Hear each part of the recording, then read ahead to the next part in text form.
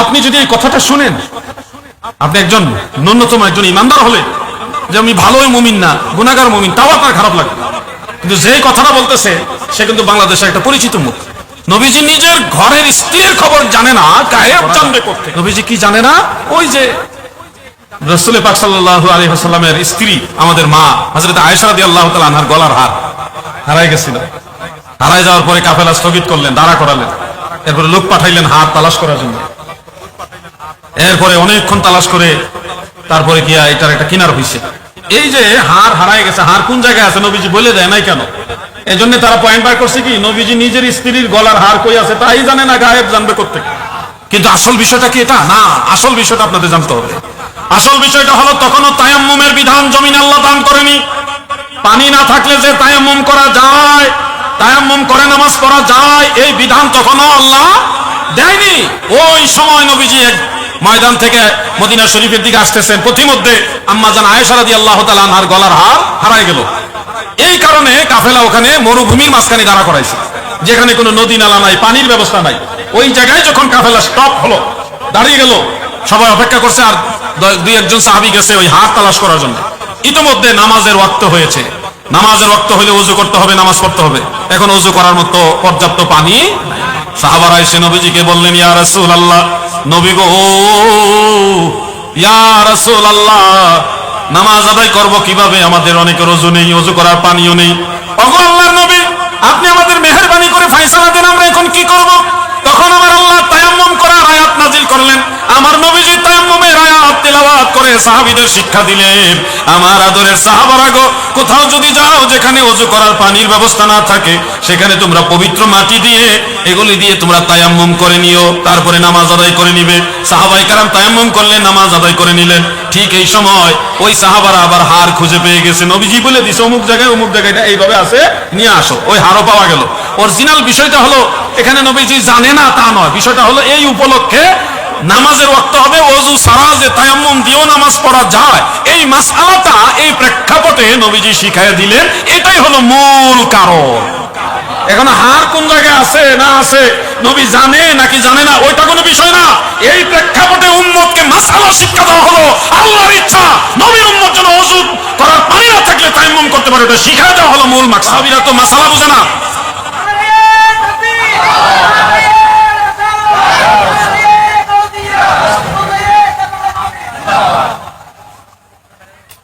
তারা এখানে নবীর দোষ খুঁজে বের করছে। আমরা দেখছি নবীজি এই উসিলা আমাদের মাসালা শিখাইছে, আর ওয়াহাবীরা খুঁজছে কি দোষ। হ্যাঁ, নবী জানে না, নবী গায়েব জানে না, নবীজির স্ত্রীর হার কোন জায়গায় আছে তা জানে না।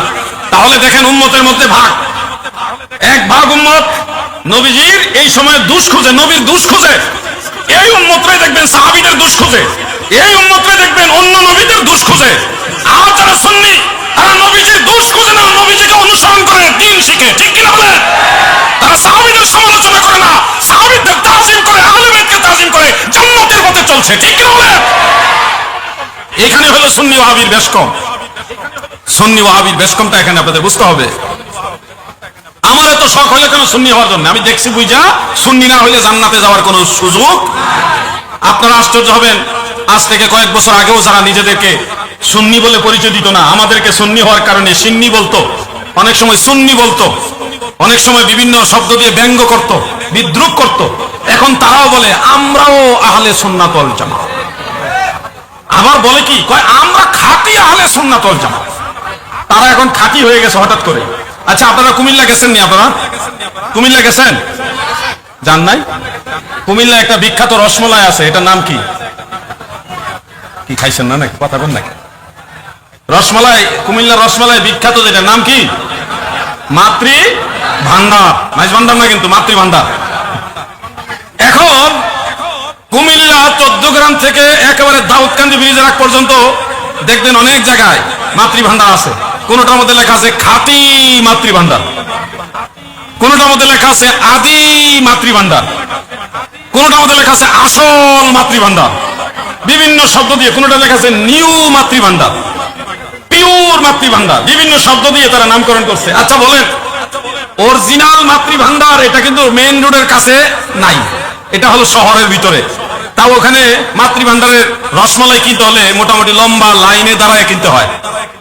আর ওটা নিও নাই, ওই মাতৃভান্ডারকে নিও নাই, পিওরও নাই, আদিও নাই, আসলও নাই, খাঁটিও নাই, শুধু মাতৃভান্ডার, শুধু মাতৃভান্ডার। তার মানে যেটা অরিজিনাল ওটার লগে খাঁটি লাগায় না কেউ, অরিজিনালের লগে খাঁটি শব্দ কেউ লাগায় না। যারা ভেজাল হঠাৎ করে অরিজিনালের বিপরীতে দাঁড়াইছে, অরিজিনালের বিরুদ্ধে দাঁড়াইয়া নিজের মাল 2 নম্বর মাল ডেলিভারি দেওয়ার জন্য চেষ্টা করছে, তারাই খাঁটি, আসল, আদি এই ধরনের নাম প্রয়োগ করে।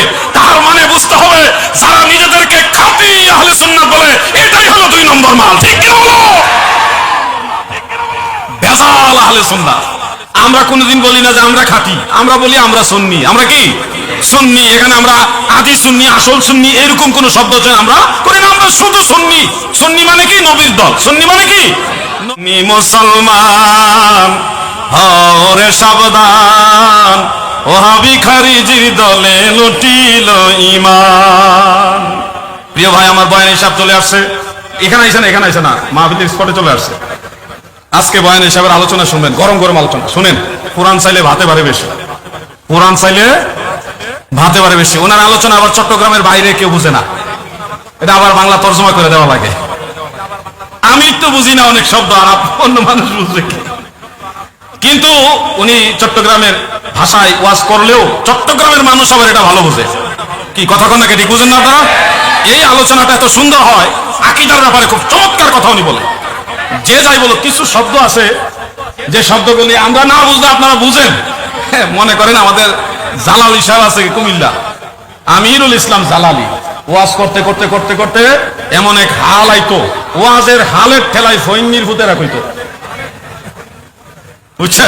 ওই সময় মানুষ এটা দুষ মনে করতো না, এমন জজবার সময় কথাটা কইতো ফইন্নির ভূতাই, তখন মানুষ মনে করতো এটা ঠিক কইছে, কথা বলছে। কিন্তু অরিজিনালি এটা কিন্তু একটা গালি।